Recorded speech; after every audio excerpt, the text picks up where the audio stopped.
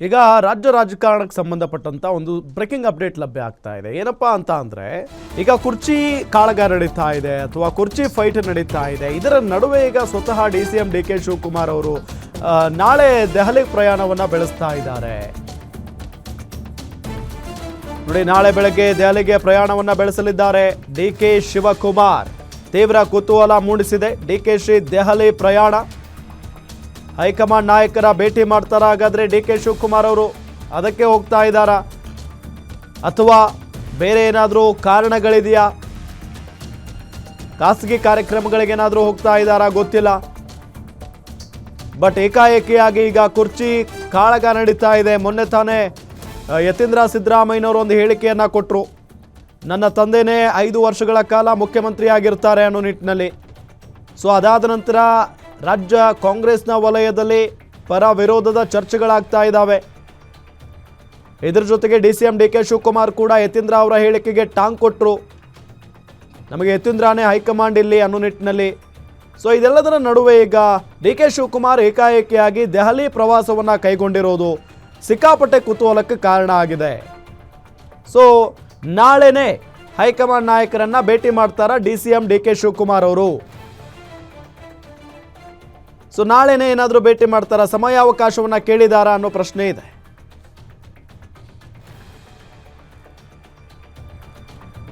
Details ಕೊಡ್ತಾರೆ ನಮ್ಮ special correspondent Veeresh ದಾನಿ ಸಂಪರ್ಕದಲ್ಲಿದ್ದಾರೆ. ವೀರೇಶ್ ದಾನಿ, ಏಕಾಏಕಿಯಾಗಿ DK ಶಿವಕುಮಾರ್ ದೆಹಲಿ ಪ್ರವಾಸ ಕೈಗೊಂಡಿದ್ದಾರೆ. ಏನಕ್ಕೆ? ಖಾಸಗಿ ಕಾರ್ಯಕ್ರಮಗಳಿಗ ಅಥವಾ ಹೈಕಮಾಂಡ್ ನಾಯಕರ ಭೇಟಿಗೆ ಏನಾದರೂ ಹೋಗ್ತಾ ಇದ್ದಾರಾ? DCM DK ಶಿವಕುಮಾರ್ ಅವರು ನಾಳೆ ಬೆಳಗ್ಗೆ 9:00 ದೆಹಲಿಗೆ ಪ್ರಯಾಣವನ್ನ ಮಾಡ್ತಾ ಇರುವಂತದ್ದು.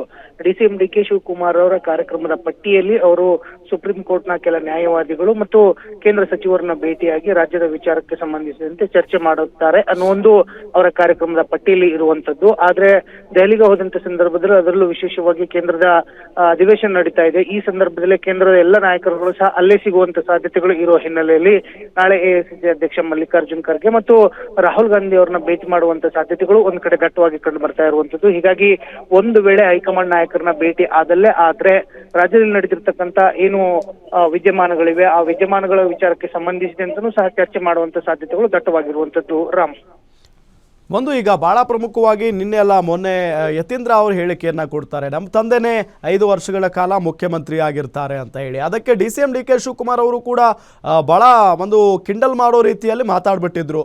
ಸೊ ಈ ಎಲ್ಲ ವಿಚಾರಗಳನ್ನು ಕೂಡ ಹೈಕಮಾಂಡ್ ನಾಯಕರನ್ನ ಅಕಸ್ಮಾತ್ ಆಗಿ ಭೇಟಿಯಾಗಿದ್ದೇ ಆದರೆ ಮೇ ಬಿ ಯತೀಂದ್ರ ಅವರ ವಿರುದ್ಧ ಕಂಪ್ಲೇಂಟ್ ಏನಾದರೂ ಕೊಡಬಹುದಾ ಅಂತ?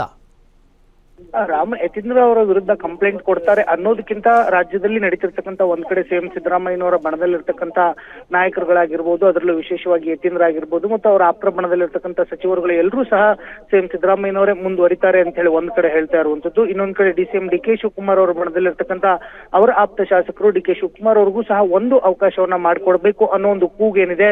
ಈ ಕೂಗಿನಿಂದ ರಾಜ್ಯ ಕಾಂಗ್ರೆಸ್ ನಲ್ಲಿ ಸಾಕಷ್ಟು ಗೊಂದಲಗಳು ಸೃಷ್ಟಿಯಾಗಿರುವಂತದ್ದು. ಹೀಗಾಗಿ ಈ ವಿಚಾರಕ್ಕೆ ಸಂಬಂಧಿಸಿದಂತೆ ಒಂದು ಇತ್ಯರ್ಥವನ್ನ ಮಾಡಿ ಒಂದು ಸ್ಪಷ್ಟತೆಯನ್ನ ಕೊಡಿ ಅನ್ನೋ ಒಂದು ಕಾರಣವನ್ನು ಸಹ ಹೈಕಮಾಂಡ್ ನಾಯಕರುಗಳ ಬಳಿ ಕೇಳುವಂತ ಸಾಧ್ಯತೆಗಳು ದಟ್ಟವಾಗಿರುವಂತದ್ದು. DCM DK ಶಿವಕುಮಾರ್ ಅವರು ದಿಢೀರ್ನ ದೆಹಲಿಗೆ ಪ್ರಯಾಣವನ್ನ ಮಾಡ್ತಾ ಇರುವಂತದ್ದು ಸಾಕಷ್ಟು ಕುತೂಹಲಕ್ಕೆ ಕಾರಣವಾಗಿರುವಂತದ್ದು ಸುಳ್ಳಲ್ಲ ಅಂತ ಹೇಳ್ಬೋದು. ರಾಮ್, ಥ್ಯಾಂಕ್ ಯು ತಮ್ಮೆಲ್ಲ ಮಾಹಿತಿಗಾಗಿ.